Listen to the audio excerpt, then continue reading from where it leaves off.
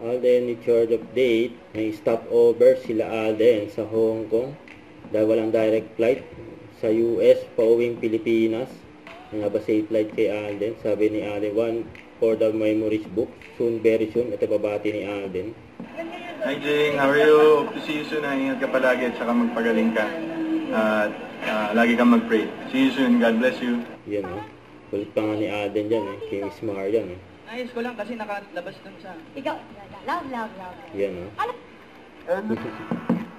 Ito sa post ng GMA Network. Yan abangan ng Stars on the Floor ng world premiere sa this June 28 na.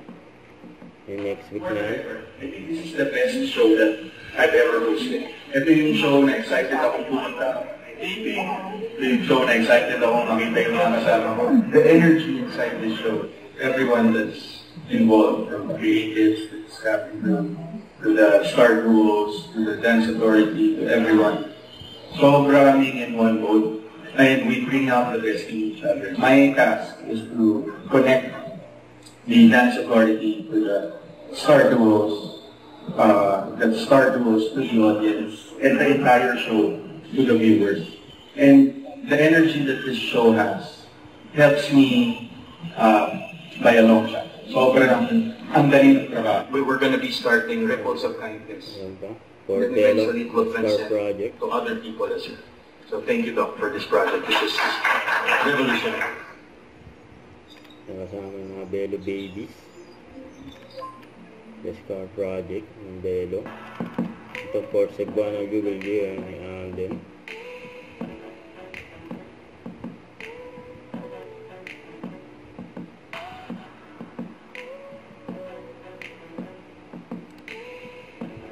Abangan din si Alden sa London Barrio Fiesta kasama ang Juliver sa darating na July 5 to 6 nandiyan dyan si Alden.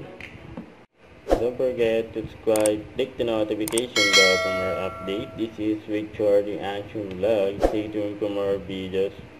See ya.